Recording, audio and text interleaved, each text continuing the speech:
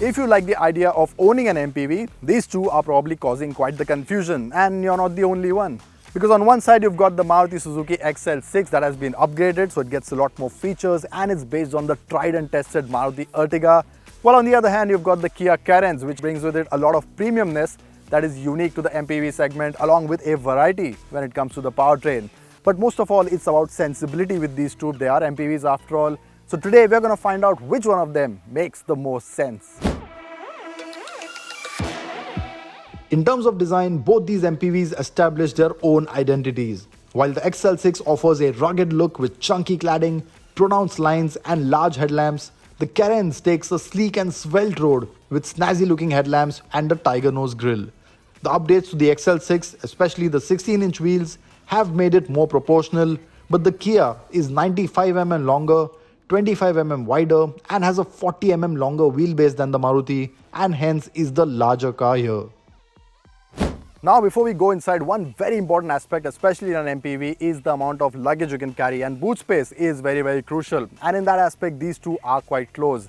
Well, the Carens is the better one here with a 216 litre boot with all three rows up, and the XL6 falls just short with a 209 litres.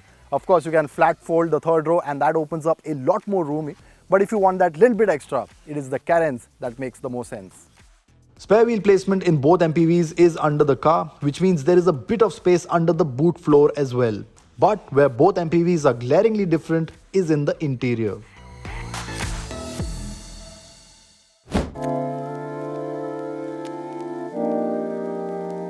Now inside the XL6, the first thing you really notice is the amount of spaciousness and roominess that the cabin has. It's nice and airy, the dash is set low so you have a good amount of visibility as well.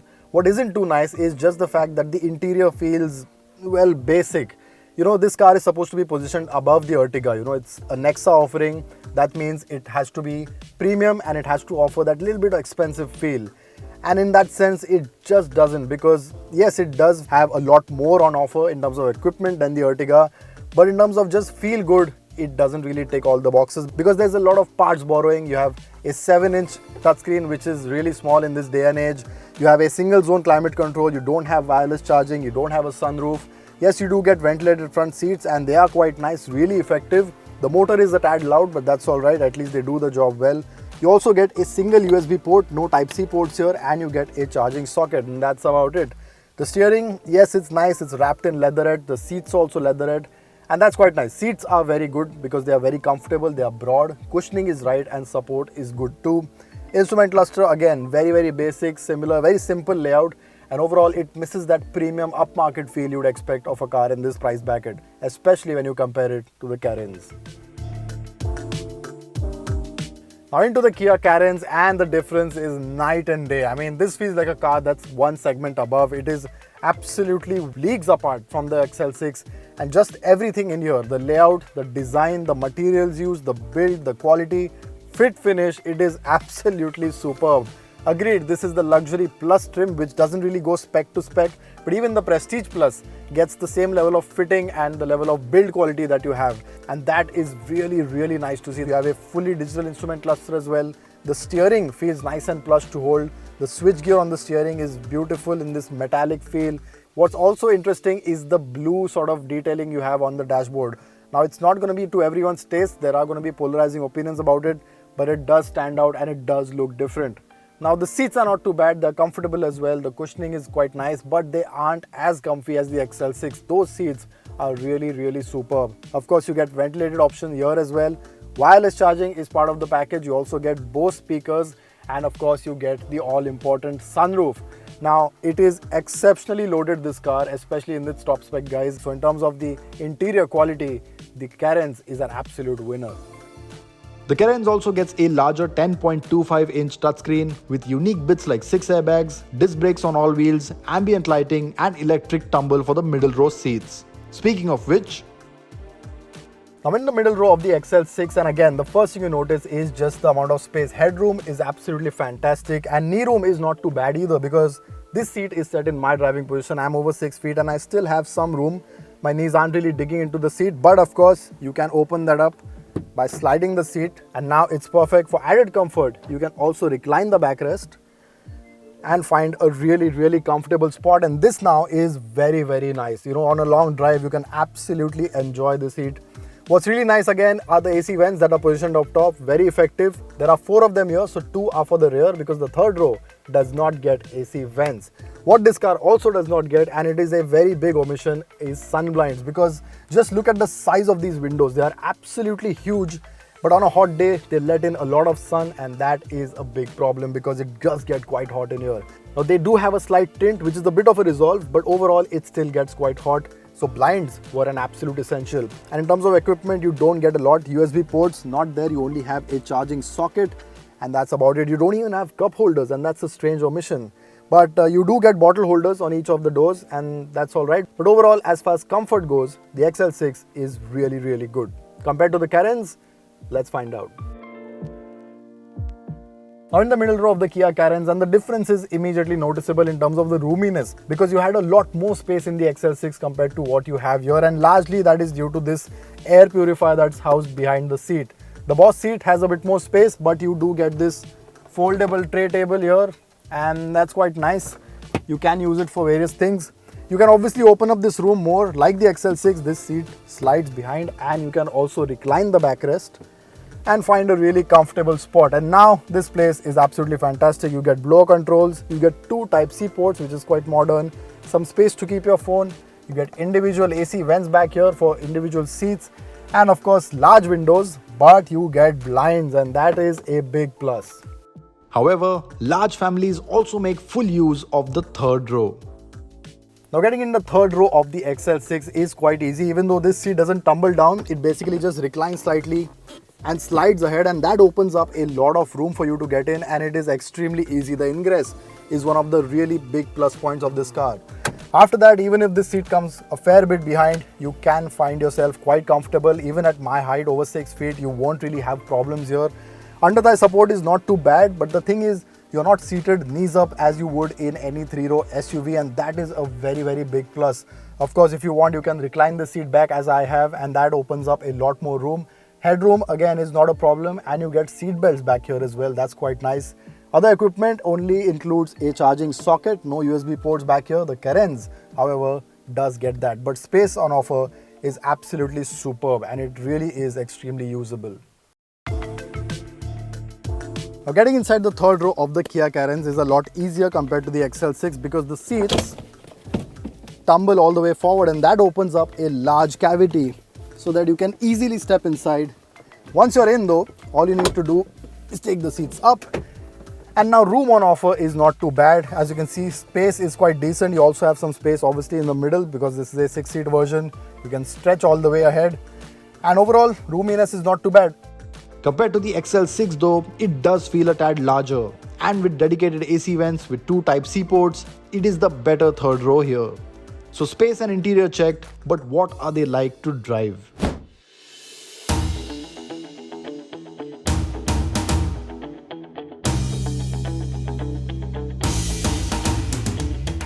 Alright, now into the driver's seat of the XL6, and the first thing you notice is of course the lack in performance, especially when you jump out of the Carens, because this car has around 37 horsepower less. It makes 103 horsepower from its 1.5 litre naturally aspirated petrol engine, and that means progress isn't as swift as you get on the Carens. Performance then is naturally slower, and even through the gears it isn't as quick as you'd want it to be. What is nice though is the engine refinement. It's very smooth and calm, and the engine is really nice. It just thrums along. The problem is the power delivery. It's just a bit too linear, and when you expect any sort of performance or urgency, it is missing. Now that said, when you do reach highway speeds of around 80 to 100, the car sits happily, and cruising is not a problem until you expect a quick overtake, because you'll pull out, press on the accelerator, and all you'll be greeted with is the boomy sound of the engine, and not much movement after that. It just is a bit frustrating, to be honest, and you do require a lot of planning, especially while overtaking. Now the 6-speed automatic gearbox is smooth to shift. The shifts themselves are really nice, but the problem is again the kick down times. When you expect a quick shift down, it just doesn't work and the response is delayed, so you are left wanting. The XL6 does get paddle shifters, but they too aren't the most engaging. Now unlike the Carens, the XL6 does not get any drive modes, which means there is no resolve to the engine and the leniency that it has, but it does get a mild hybrid system, and that means efficiency is very, very good, and it also helps a little bit in terms of acceleration. It lends the hand slightly, and that does improve low-end response. Off-the-line response is not too bad, but like I said, a drive mode, maybe a sports mode could have made things a bit better. However, for those chasing efficiency, the mild hybrid system with the auto start stop does make a bit of a difference. And if you want even more efficiency and you're maybe worrying about the fact that the XL6 does not come with the diesel option, then you also have the CNG variant that has just been introduced. The Carens, on the other hand, does away with these issues. Now the Carens here is a 1.4-litre turbo petrol mated to a 7-speed DCT, and performance, as you'd expect, is sprightly. With 140 horsepower and 242 Nm, it definitely has quite a bit of punch, especially compared to the XL6. And you notice that especially when the revs go past the 1800 RPM mark, the engine feels a lot more responsive then, and it is a steady and linear power delivery from there on. What's also nice is the fact that you have drive modes on offer, which means you can change the drive to sport, and that does sort of improve the response of the gearbox and the engine. And now it immediately is so evident. The engine feels nice and light and it just runs ahead. What's also nice on the Carens is the refinement, because the engine is nice and vibe free, it's very smooth in that sense, and you also get a bit of thrum from the exhaust, which in fact is quite sporty. It's not a coarse sound, and that's quite nice. However, one ace that the Carens has up its sleeve is the fact that it is available with a diesel, and MPV buyers know that diesel is absolutely superb when you're talking about long distances, highway munching, when you do a lot of kilometers. That diesel is what comes in handy. Now given that both these are MPVs, they are likely to be subjected to a lot of bad roads, and bad roads are what both of these MPVs take very well. But compared to the XL6, you will feel a lot more road shocks as well as some vertical movement, although these are only relative to the Maruti, and at no point do they feel excessive. Now handling isn't something MPVs are known for, but for what it's worth, on the Carens, the steering is nice and light, it's very fluid as well. So it exactly is what you're expecting, very, very convenient. So that makes it very easy to drive around the city. And once you get up to highway speed, it weighs up really well and offers a good amount of confidence as well. And speaking of confidence, what's also very nice is the fact that you get disc brakes at the back of the Carens as well, because the car does slow down quite reassuringly and you do have a lot of confidence in the brakes as well. The performance might be well and good in isolation, but mostly these cars are driven with a full load, with a lot of luggage, with all seats occupied and a lot of passengers. So what do they feel like with a full load of Autocar crew and their rather heavy equipment?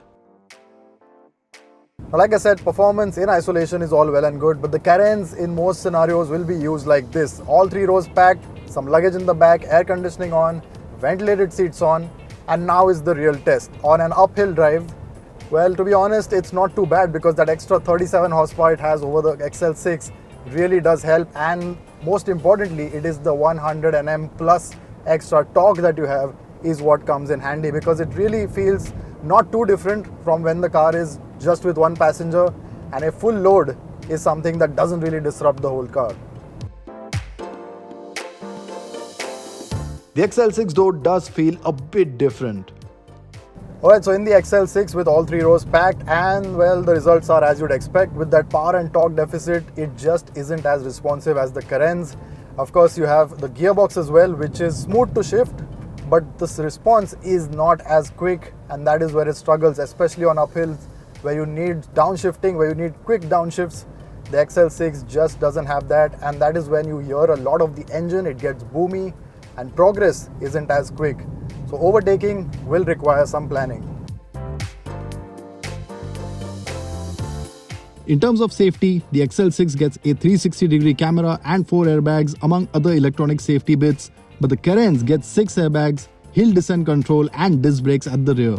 Both the MPVs have also been tested by Global NCAP and receive an average 3-star rating for safety.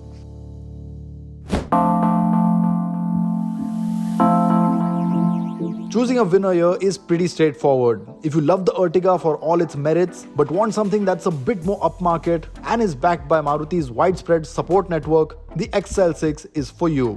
The Kia, on the other hand, takes the MPV experience to the next level with the Carens. Yes, it is 3 lakh rupees more expensive than the XL6, so it does appear expensive at the face, but you really do get what you pay for. The interiors feel more plush, its turbo petrol performance is superior to the XL6, and its fuel efficiency isn't too far behind the Maruti either. Also, with loads of storage areas, a marginally larger boot, a comfier third row, and a diesel option, it is the Carens that noses ahead and takes the win here.